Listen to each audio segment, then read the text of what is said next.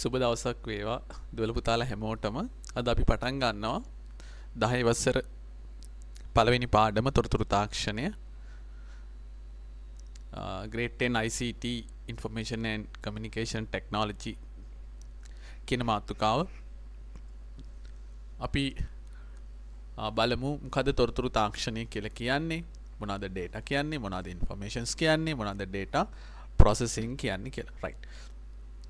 අපි යමු ස්ලයිඩ් එකට. what is a data? දත්ත කියලා කියන්නේ මොනවද? වෙන වශයෙන් ගත් කල අර්ථයක් දීමට නොහැකි අංක, වචන සහ සලකුණු දත්ත ලෙස හැඳින්වෙනවා. අපිට අර්ථයක් දෙන්න බැරි. Separately, a data known as numbers, words and signs which cannot give meanings are called data. Process කරලා නැති, සකස් කිරීමට ලක් කරලා නැති මූලිකම අවස්ථාවේ තියෙන, අපි ගත්තොත් 0 සිට 9 දක්වා සංඛ්‍යා, මූලික වර්ණ, සංගීතයේ ස්වර, ඉංග්‍රීසි හෝඩිය, සිංහල හෝඩිය, විවිධ සංකේත, අපි උදාහරණයක් ගත්තොත් කීබෝඩ් එක එකතු කිරීම, බෙදීම, අඩු කිරීම, වැඩි කිරීම, ඇස්ට්‍රික් මාක් එක, පර්සන්ටේජ් මාක් එක. ඒතර මෙන්න මේ දේවල් වලට අපි කියනවා data කියලා කියනවා. එතකොට මේ data වලට දැන් අපි ඒ අකුර ගත්තොත් ඒකට අර්ථයක් සපයන්න අමාරුයි. නමුත් මේ data එකක් යම්කිසි ක්‍රමයකට අපි සකස් කරලා අර්ථයක් තියෙන දෙයක් බවට පත් කරන්න පුළුවන්. එහෙනම් මේ අර්ථයක් අපිට නිශ්චිත අර්ථයක් දෙන්න බැරි මූලිකම අවස්ථාවේ තියෙන දේවල් වලට අපි කියනවා data කියලා මෙතනදී. right.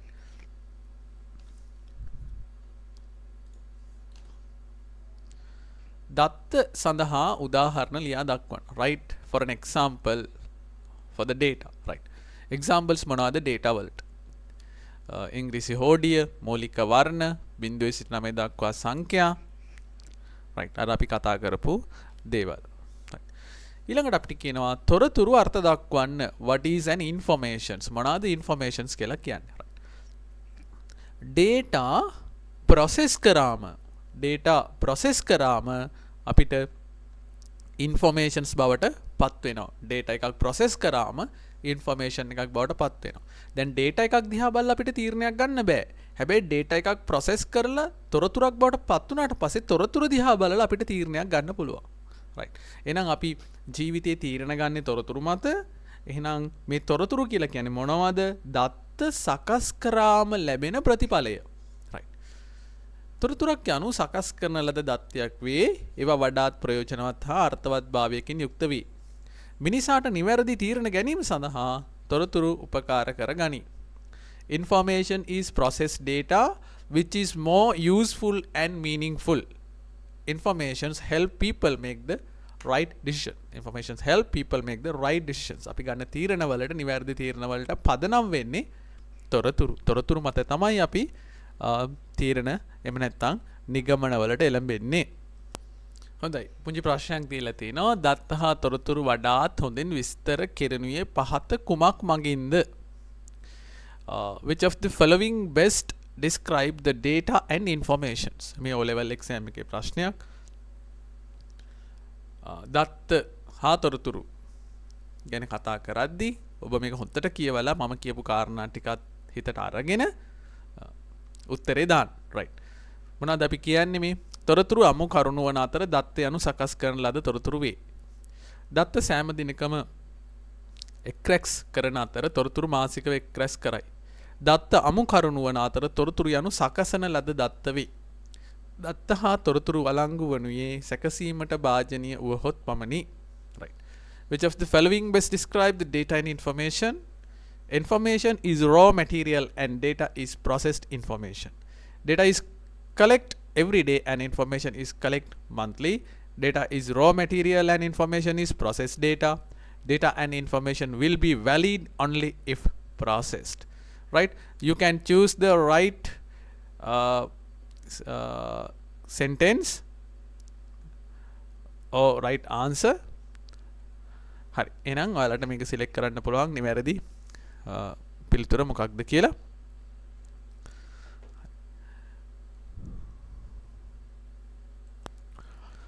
ඊළඟට පුංචි ප්‍රශ්නයක් දීලා තියෙන පහත සඳහන් ප්‍රකාශ අතරින් දත්ත හා තොරතුරු සම්බන්ධයෙන් වඩාත් නිවැරදි වේද? වෙන වශයෙන් ගත් කළ අර්ථයක් දිය හැකි දේ දත්ත වේ. තොරතුරු සකස් කිරීමෙන් දත්ත සකස් කරගත හැකිය. තොරතුරු තීරණ ගැනීමට වැදගත් වේ. තොරතුරු වල වටිනාකම කාලයත් සමග වැඩි වේ. Which of the following statements is correct about data and information? Separately, data is what makes sense. Data can be processed by processing information. It is important to make informed decisions. The value of information increase over time. Right. මේකෙත් හරි උත්තරේ මොකක්ද කියලා ඔයාලා select. තවත් question එකක් දීලා තිනවා. පහත සඳහන් වේවායින් තොරතුරක් වන්නේ කුමක්ද? පන්තියක සිටින ගැහැණු ළමුන්ගේ හා පිරිමි ළමුන්ගේ නම්, දුරකථන අංකය අවසන් අංක 4, අපොස සාමාන්‍ය පෙළ තොරතුරු තාක්ෂණ විෂය සමාති සුන්දක් වෙන ප්‍රස්ථාර සටහනක්, සිසුන්ගේ ඇතුළත් වීමේ අංක. Which of the following is not information? Not a information. The name of girls and boys in a class, the last 4 digits of a telephone number, chart showing students who have passed the GCE O-level IT subject, student enrollment numbers. Right? හරි. මේකෙත් ඔයගොල්ලන් හරි උත්තරේ උත්තර කල්පනා කරලා select කරන්න තියෙන්නේ.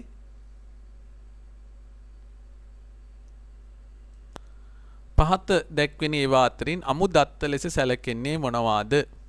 පන්තියක සිසුන් ලබාගත් ලකුණු, පන්තියක සිසුන් ලබාගත් ලකුණු අනුපිළිවෙලින් සකස් කර සටහන, පන්තියක සිසුන් ලබාගත් සාමාන්‍ය ලකුණු, පන්තියක සිසුන් ලබාගත් අවම ලකුණු. Which of the following is considered raw data? Score obtained by student in classes, prepare and record the marks obtained by students in classes, average marks obtained by students in classes, minimum marks obtained by students in classes. Right. එහෙනම් මේකටත් හරි උත්තරේ මොකක්ද කියලා පුතාලා දුවලා select කරන්න ඕනි. Right. එදා පෑනක් පැන්සලක් හෝ වෙනත් උපකරණයක් ආධාරයෙන් දත්ත සකස් කරගත් මිනිසා අද පරිගණක භාවිතයෙන් දත්ත සකස් කර ගනී. Right. අපි දත්ත සැකසුම් පද්ධති. අපිටත් පුළුවන් data එකක් process කරලා information එකක් බවට පත් කරන්න. පරිගණකය කියලා කියන්නේ දත්ත සකස් කිරීමේ පද්ධතියක්. පරිගණකයටත් පුළුවන් දත්ත සකස් කරලා තොරතුරු බවට පත් කරන්න. එතකොට අපි දන්නවා මූලිකම දේවල් දත්ත. ඒක යම් කිසි ක්‍රමානුකූල පිළිවෙලකට සකස් කරනකොට අපි කියනවා process කරනවා. process කරාට පස්සේ ඒක ඒ දේ information එකක් බවට පත් වෙනවා. The man who prepared the data with the help of a pen, a temple or some other instrument is now using computers. Right. මෙතන temple කියලා වැටලා තින්නේ pen or pencil කියලා වෙන්න ඕනි. මෙතනත් පන්සලක් කියලා තියෙන එක පැන්සලක් වෙන්න ඕනේ. පොඩි corrections ඇති type settings වල ඒ ටික අපි පොඩ්ඩක් හදාගමු කරගෙන යන අතර. right. තොරතුරු පද්ධතිය. What is a system? පද්ධතියක් යනු කුමක්ද? පද්ධතියක් යනු යම් කිසි කාර්යයක් ඉටු කර ගැනීම සඳහා සංඝටක කීපයක් එකිනෙකට සම්බන්ධව ක්‍රියා කිරීමයි. පද්ධතියක් යනු යම් කිසි කාර්යයක් ඉටු කර ගැනීම සඳහා සංඝටක කීපයක් එකිනෙකට සම්බන්ධව ක්‍රියා කිරීමයි. A system is a set of components that work together to accomplish a task. දැන් අපි කාර්යයක් කිරීම සඳහා කට්ටිය එකතු වෙනවා. සංඝටක විදිහට එකතු වෙලා අපි මේ කාර්යය කරනවා. ශරීරයේ විවිධ සංඝටක එකතු වෙලා පද්ධති නිර්මාණය වෙලා තිනවා. එතකොට රුධිර සංසරණ පද්ධතිය, ශ්වසන පද්ධතිය, ස්නායු පද්ධතිය මේ පද්ධති නිර්මාණය වෙන්නේ මේ සංඝටක වලින්. right. එහෙනම් පද්ධතියක් කියලා කියන්නේ මොකක්ද? යම් කිසි කාර්යයක් ඉටු කර ගැනීම සඳහා සංඝටක කීපයක් එකිනෙකට සම්බන්ධව ක්‍රියා කිරීම. තොරතුරු පද්ධතියක් යනු කුමක්ද? What is an information system? දත්ත සකස් කිරීමට යොමු කිරීම ආදානය ලෙසත් සකස් වූ තොරතුරු ලබා ගැනීම ප්‍රතිදානය ලෙසත් හැඳින්වෙනවා. මේ සියල්ල එකතුව තොරතුරු පද්ධතියක් ලෙස හැඳින්විය හැකියි. දත්ත සකස් කිරීමට යොමු කිරීම ආදානය, සකස් වූ තොරතුරු ලබා ගැනීම ප්‍රතිදානය, මේ සියල්ල එකතුව තොරතුරු පද්ධතිය. submitting data for processing is called input, and the result we get after the processing is called output. We can call the collection of all these components above a information system, right? එහෙනම් මේ සියලු දේවල් වල එකතුවක් අපි information system එකක් විදියට තමයි සඳහන් කරන්නේ. තොරතුරු පද්ධතියක ප්‍රධාන කාර්යයන් මොනවාද? What are the main functions of an information system? Right. අපි දැන් තොරතුරු පද්ධතියක් කියන්නේ මොකක්ද කියලා කිව්වනේ. ඒකේ කාර්යය මොකක්ද? Input, process, output. ආදානය, සැකසීම, ඒ වගේම ප්‍රතිදානය. එහෙනම් තොරතුරු පද්ධතියක කාර්යය මොකක්ද? Input, process, output. හරි. දැන් අපි කතා කරන්නේ පරිගණක පද්ධතියක් ගැන. පරිගණක පද්ධතියක් යනු කුමක්ද? What is a computer system? මොකද්ද පරිගණක පද්ධතියක් කියලා කියන්නේ? පරිගණකය අප විසින් ලබා දෙනු ලබන අපගේ විධානයන්ට අනුව සකස් කර අපට අවශ්‍ය තොරතුරු අවශ්‍ය ආකාරයට ලබා දීම පරිගණක පද්ධතියක් ලෙස හැඳින්වෙනවා. පරිගණකයට අප විසින් ලබා දෙනු ලබන අපගේ විධානයන්ට අනුව කමාන්ඩ් වලට අනුව සකස් කර අපිට අවශ්‍ය තොරතුරු අවශ්‍ය ආකාරයට ලබා දෙනවා. අපි ඩේටා එකක් දෙනවා. අපි කියනවා මෙන්න මේ විදිහට සකස් කරන්න අපිට මේ රිසල්ට් එක අරන් දෙන්න. ඒක තමයි පරිගණක පද්ධතියක් කියලා කියන්නේ. A computer is a computer system that adapt to our commands and gives us the informations we need.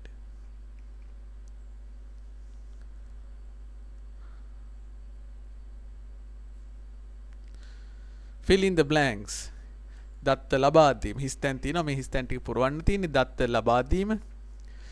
Input the data. Process the data.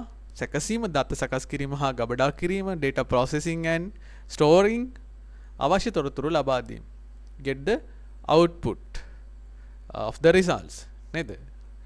මේ විදිහට අපිට data එකක් ලබා දීලා process කරලා information එකක් output කරන්න පුළුවන් වෙනවා. සාමාන්‍ය ජීවිතයේ බහුලව භාවිතා වෙන පහත සඳහන් දේවල් වල ආදානය, සැකසීම, ප්‍රතිදාන ක්‍රම ලියා දක්වන්න. Write down the input, processing and output methods of the following. බැංකු පද්ධතිය යොදා ගන්නා ස්වයංක්‍රීය ටෙලර් යන්ත්‍රය. Right. ATMs used in the banking system. දත්ත ATM කාඩ් පත සහ යතුරු පූර්ව. සකස් කරනවා කියලා කියන්නේ බැංකුවේ පරිගණක පද්ධතියෙන් සකස් කරනවා තොරතුරු තමයි ගිණුම් ශේෂය ඕ මුදල්.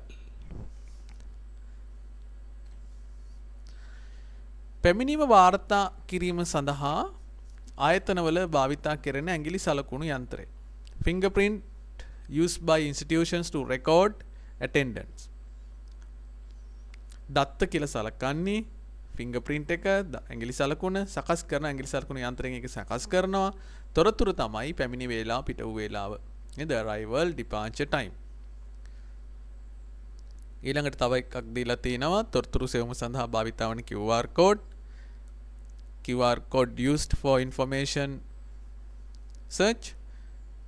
දත්ත QR code වෙත යොමු කිරීම. දත්ත කියලා කියන්නේ ඒක අපි අදාළ දේ QR code එක ස්කෑන් කරනවා, විකේතනය කරනවා, යා ඒක මේක process කරලා තේරුම් ගන්නවා, ප්‍රතිදාන වෙබ් අඩවියට පිවිසෙනවා. අපි දන්නවා QR code එකක් අපිට ෆෝන් එකෙන් ස්කෑන් කරලා software එක පාවිච්චි ස්කෑන් කරලා අපිට කෙලින්ම ඒ අදාළ link එකට යොමු වෙනවා, වෙබ්සයිට් එකට යනවා. ඒ වගේ එකක් තමයි QR code එක. ඊට කලින් තිබුණා barcode එක, තාම පාවිච්චි වෙනවා barcode reader එක. හොඳයි, අපි බලමු වෙළඳ පොළ තොරතුරු සැකසීම, market information process එක. දත්ත කියලා කියන්නේ මොනවද? මිලදී ගැනීම, විකිණීම, ආදායම. සකස් කරනවා කියලා කියන්නේ පරිගණකයක් මගින් ගිණුම් ටික සකස් කරනවා. තොරතුරු ව්‍යාපාරිකයාට තමාගේ ව්‍යාපාරයේ ලාභය හෝ පාඩුව දැනගත හැකි වෙනවා. ඒ කියන්නේ මොකද්ද? ඒ කියන්නේ දැන් අපි ගෙදර දිනෙදා වියදම් ටික දැන් අපි හිතමු තාත්තා ජොබ් එකක් කරනවා, එයාට සැලරි එකක් හම්බ වෙනවා. එහෙනම් ඒ සැලරි එක කොහොමද වියදම් කරන්නේ? කෑමට, ප්‍රවාහන වියදම්, ටියුෂන් ගාස්තු, ලයිට් බිල්, වතුර බිල්, ටෙලිෆෝන් බිල්, මේ විදිහට අපි හදා ගන්නවා ආදායම් වියදම.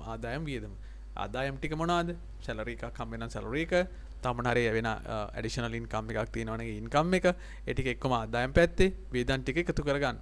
වෙනම අරගෙන ඊට පස්සේ මේ වියදම් ටික එකතු කරලා ආදායම් ටිකත් එකතු කරලා ආදායමෙන් වියදම අඩු කරාම අපිට බලා ගන්න පුළුවන් ඉතිරියක් තියෙනවද නැත්නම් ඉතිරිය ඍණාගයක්ද ගන්න කියලා. සාමාන්‍ය දෙයක්. ඒතර මේක අපිට Excel පාවිච්චි කරලා කම්පියුටර් එකෙන් කරන්නත් පුළුවන්. ඒ වගේ දෙයක් තමයි මේ අදහස් කරන්නේ.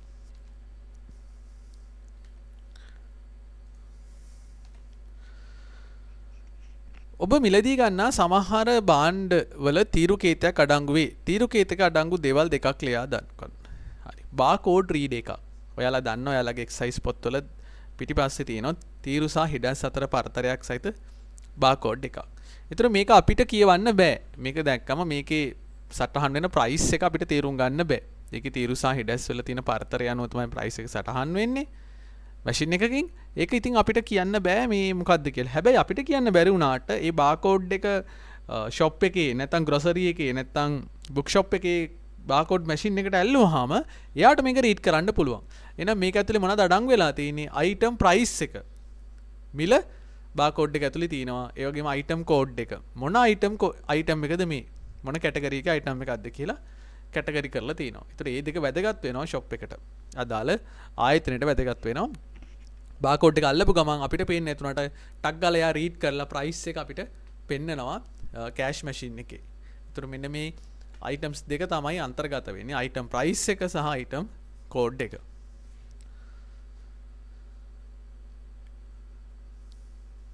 හරි. ප්‍රශ්නයක් දීලා තිනවා.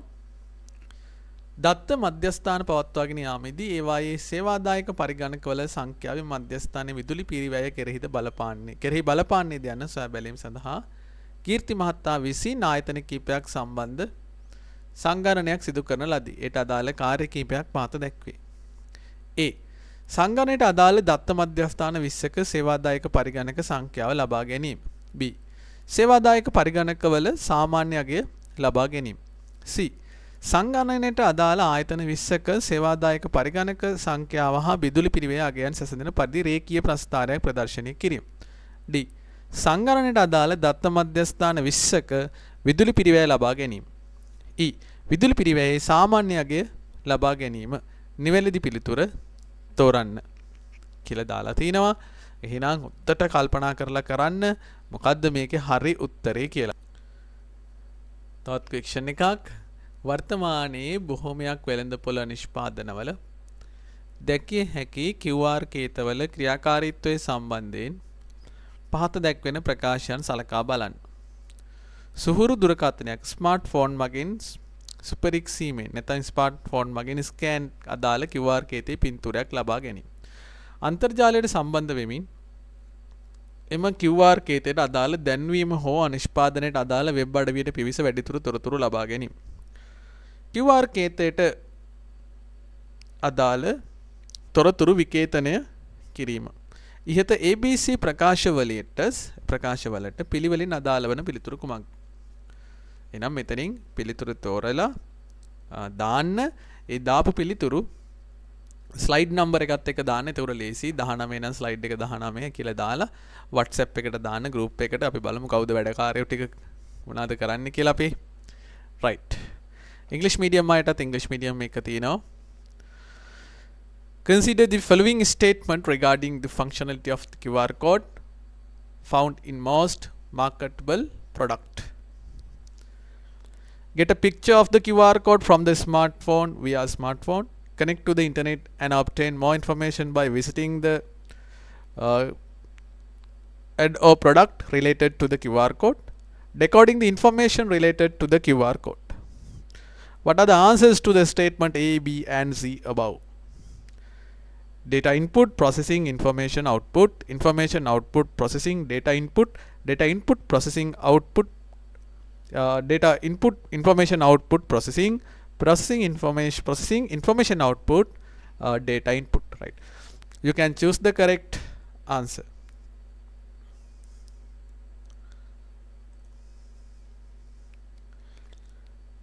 හොඳයි.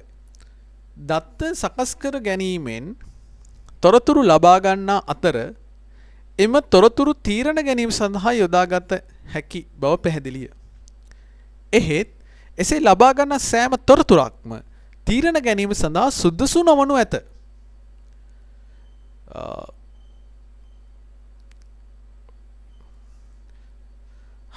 carefully read කරන්න paragraph එක. It is clear that the information is obtained through the preparations of the data and can be used for decisions making. But not all the information that is available will be good for making decisions. අපිට ගන්න හැම තොරතුරක්ම අපිට අවශ්‍ය වෙන්නේ නැහැ. හරි තොරතුරු තමයි. නමුත් ඒක අපිට ඒ දේ ඇත්තටම හැම තොරතුරක්ම අපිට අවශ්‍යද? ඇත්තටම නෑ නේද? එහෙනම් මොනවද මේ අපිට අවශ්‍ය වෙන තොරතුරක තිබිය යුතු දේ? තොරතුරු වල ගුණාත්මක බව වැදගත් වන අතර එම ගුණාත්මක තොරතුරක තිබිය යුතු ලක්ෂණ මොනවාද?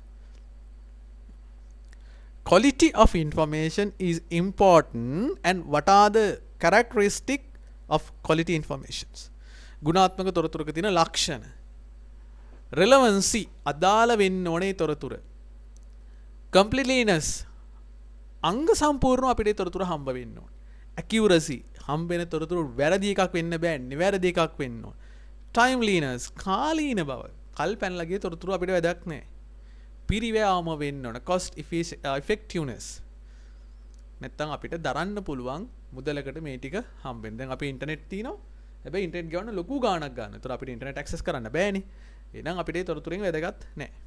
කාලීන වෙන්නත් ඕන. දැන් මම කිව්වොත් එහෙම මේ නේද? බෝරා නේද? සුලි කුණාටුවක් ගැන දැන් කිව්වොත් මොකද වෙන්නේ? වැඩක් වෙන්නේ නැහැ. මොකද ඒක ඇවිල්ලා ගිහිල්ලත් ඉවරයි. නිවැරදි වෙන්න ඕන. වැරදි තොරතුරු අපිට වැඩක් නැහැ. ඒකේ ගුණාත්මක භාවයක් නැහැ. පොඩි කෑල්ලක් හම්බෙලා වැඩක් නැහැ. අපිට සම්පූර්ණ තොරතුරම හම්බෙන්න ඕනේ. ඒකට තමයි තීරණයක් ගන්න පුළුවන් වෙන්නේ. වැදගත්ම දේ රිලෙවන්ස්. අදාළ වෙන්න ඕනේ. අපිට අදාළ නැහැ කියලා ඔයගොල්ලොත් කියනවා නේද විහිළුවට වගේ නේ. අපිට ඒක අදාළ නැහැ. එහෙනම් අපිට අදාළ වෙන්න ඕනේ නේද? දැන් අපි කිව්වොත් එහෙම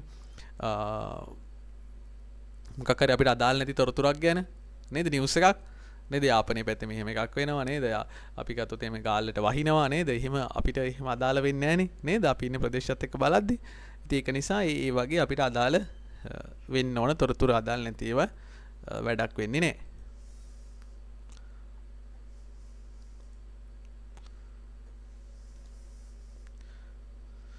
තොරතුරු හා sannivedana තාක්ෂණය යනු කුමක්ද What is information and communication technology? අපි ලබා ගන්නා වූ තොරතුරු වෙනත් අයෙකු හෝ වෙනත් පරිසරයක් හෝ සමග හෝමාරු කර ගැනීම තොරතුරු sannivedanaya කිරීම වේ. Information communication is the sharing of information we receive with another person or environment. අපි ලබා ගන්න තොරතුරු වෙනත් අයෙකු හෝ වෙනත් පරිසරයක් හෝ සමග හෝමාරු කර ගැනීම තොරතුරු sannivedanaya කියලා අපි සටහන් කරනවා අදහස් කරනවා. අපි ළඟ තොරතුරක් තියෙනවා. ඒක අපි ළඟ විතරක් තිබිලා බෑ. තීරණයක් ගන්න බෑනේ. අපි කාට හරි එක ලබා දෙන්න ඕනේ. එතකොට ඒ අයට ඒ දේ ලබාගෙන තීරණයක් ගන්න පුළුවන්. අපි ඒකට කියනවා තොරතුරු sannivedanaya. දැන් කවුරු හරි හොයාගත්ත තොරතුරක්නේ අපිට එවන්නේ. එතකොට ඒක දිහා බලන්න අපි තීරණ ගන්නෙ. ඒ වගේ අපි ගාව තියෙන තොරතුරුත් අනිත් අයට බෙදා හරින්න ඕනේ. ඒක තමයි තොරතුරු sannivedanaya කියලා අදහස් කරන්නේ.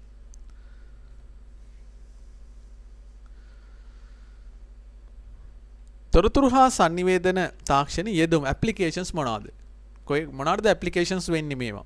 රයිට් අද ලංකාවේ නම් හැම ක්ෂේත්‍රයකටම ICT ඇප්ලයි වෙලා තියෙනවා. E-government, industries, business, education, health, agriculture, transportations, entertainment. රාජ්‍ය, කර්මාන්ත, ව්‍යාපාර, අධ්‍යාපනය, සෞඛ්‍ය, කෘෂි කර්මාන්තය, ගමනාගමනය, විනෝදාස්වාදය. චුට්ටක් මොනවාද මේ කියලා අපි කතා කරමු. ඒතර මේ සියලු ක්ෂේත්‍රවල ලෝකේ නම් කොහොමත් එහෙමයි ලංකාවෙත් දැන් හැම ක්ෂේත්‍රයකම ICT ඇප්ලයි වෙලා තියෙනවා. රාජ්‍ය අනු කුමක්ද? What is e-government? රජයක් තොරතුරු හා sannivedana තාක්ෂණය යොදා ගනිමින් තම රටෙහි පුරවැසියන් සමාගම් රාජ්‍ය හා රාජ්‍ය නොවන සංවිධාන හා වෙනත් රටවල රාජ්‍යයන් සමග සම්බන්ධතා පැවැත්වීම මේ නම් වේ.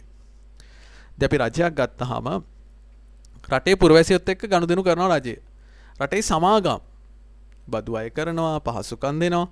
රාජ්‍ය හා රාජ්‍ය නොවන සංවිධාන non government and non government organizations. ඊළඟට තානාපති සම්බන්ධතා වෙනත් රටවල් රාජ්‍යයන් සමග. එතකොට මේ සඳහා අපි ඉලෙක්ට්‍රොනික ක්‍රමයට එහෙම නැත්නම් ICT කොහොමද apply කරන්නේ කියන එක. When a government communities communicates with its citizens, companies, government and non-government organizations and with other governments of different countries using ICT. It is called e-government. මේක ICT apply කරලා කරනවා නම් අපි මේකට කියනවා e-government, electronic government එකක් කියලා. right. එහෙනම් අදට අපි සැලකිය යුතු ප්‍රමාණයක් කතා කරා. දුවල පුතාලා මේක 3-4 පාරක් බලන්න මේ වීඩියෝ එක බලලා ටියුට් එක සම්පූර්ණ කරගන්න අනිවාර්යයෙන්ම මොන හරි තේරෙන්නේ නැති එකක් තිබුණොත් කමෙන්ට් එකක් දාන්න. ටියුට් ගත්තේ නැති අයට අද ඉඳලා අඟහරුවාදා ඉඳලා සෙනසුරාදා වෙනකන් එක දිගට උදේ 10 ඉඳලා හවස 4 වෙනකන් ක්ලාස් එක ඇරලා තිනවා. අද ආවත් ගන්න පුළුවන්. right. එහෙනම් හැමෝටම බොහොම ස්තුතියි. පරිස්සමෙන් ඉන්න.